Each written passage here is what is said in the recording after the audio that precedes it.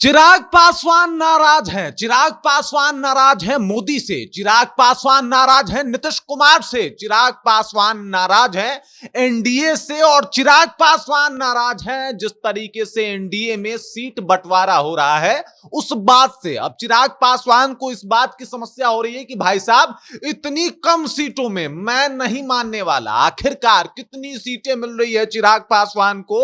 और चिराग पासवान जो कि मोदी के काफी करीबी हैं, मोदी के हनुमान हैं, मोदी आलादीन तो चिराग पासवान उनके चिराग हैं, लेकिन उसके बाद भी नाराज हैं। आखिरकार इसके पीछे का कारण क्या है, सीट कितना है, सब कुछ के ऊपर बातचीत करेंगे, सभी जानकारियों से आपको रूबरू कराएंगे। लेकिन उससे पहले मेरा परिचय जान लीजिए। मेरा नाम है रजत और आप जनता जंक्शन देख रहे हैं। आपको बता दूं कि चिराग पासवान इन दिनों नाराज बताए जा रहे हैं, क्योंकि सबसे पहले आप उनके क्रियाकलापों पे आप एक बार नजर डालिएगा तो आपको खुद ही अंदाजा लग जाएगा कि भाई साहब, चिराग पासवान के तेवर इन दिनों कुछ बदले बदले से लग रहे हैं। और इस बदलाव के पीछे का मुख्य जो कारण है वो है सीट बंटवारा। सबको पता है कि प्रेशर पॉलिटिक्स खूब खेलना जानते हैं चिराग पासवान।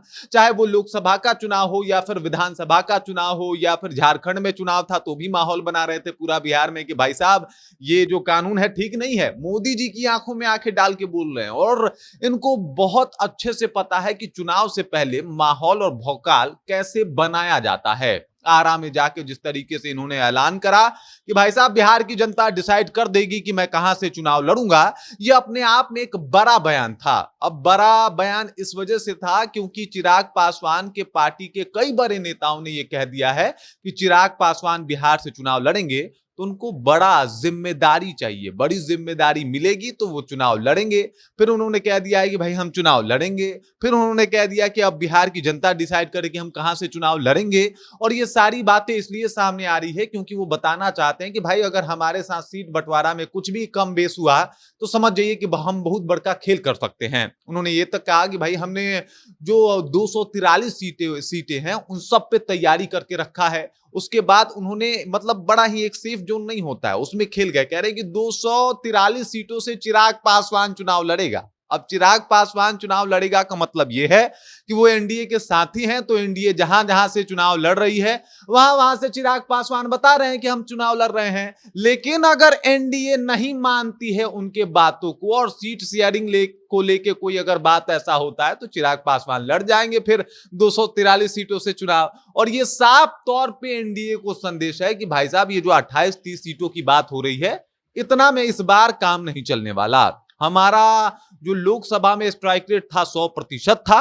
और अब हमको चाहिए फुल इज्जत। फुल इज्जत मतलब कम से कम 50 सीट, उससे ज्यादा मतलब आप बढ़ा सकते हैं लेकिन उससे कम का सोचिए मत। इसके अलावा अगर हम बिहार विधानसभा का चुनाव लड़ गए तो कुछ ऐसा चाहिए जो मतलब बहुत खास हो। अब कहीं नीतीश कुमार का गृह मंत्रालय ना मांग ले कि भाई साहब, चलिए नीतीश जी आप मुख्यमंत्री बन जाइए, हमको कम से कम गृह मंत्रालय दे दीजिए, या फिर 3 से 4 मंत्रालय तो चाहिए। उसके बाद ही अब जो है इसके आगे बातचीत होगा। चिराग पासवान पूरा माहौल बना रहे हैं, प्रेशर भी बना रहे हैं और ये सब कुछ इसीलिए हो रहा है कि सीट शेयरिंग, सीट बंटवारे में एकदम से उनको इसका प्रिविलेज मिले और थोड़ा बहुत जो सीटें हैं उसको बढ़ा दिया जाए। 28 से 30 सीटें इनके लिए अभी पर्याप्त नहीं है। और जिस तरीके से उनका स्ट्राइक रेट रहा है, जिस तरीके से माहौल रहा है, आरा में भी पूरा एकदम गदर काटा उन्होंने, पूरा भीड़ था, लोग एकदम उनको छूने और देखने के लिए बेताब थे। जब वो कुछ भाषण दे रहे थे तो कंटिन्यू चिराग पासवान जिंदाबाद के नारे लग रहे थे।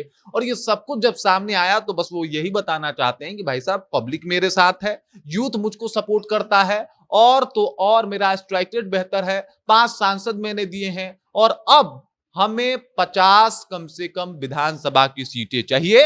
उसके बाद ही अब आगे कुछ बात होगा। उसके बाद बड़ा, अगर मान लीजिए कि कोई बड़ा जगह, तो हमें भाई साहब कम से कम 2-3 तो मंत्रालय चाहिए जो कि बहुत खास हैं, वो मंत्रालय दीजिए। उसके बाद समझौता होगा कि भाई हम मुख्यमंत्री बनना चाहते हैं कि नहीं चाहते। और चिराग पासवान 243 सीटों से लड़ेगा, इसका मतलब अब उसके बाद ही डिसाइड होगा कि एनडीए में रह के एनडीए के उन नेताओं को सपोर्ट करके लड़ेगा या फिर अपना कैंडिडेट उतार के लड़ेगा। बाकी इस खबर, इस जानकारी को लेकर आप क्या सोचते हैं, चिराग पासवान को लेकर आप क्या सोचते हैं, कमेंट कीजिए और अपना विचार जो हम तक पहुंचा दीजिए। बाकी आप देख रहे हैं जनता जंक्शन और मेरा नाम रजत है।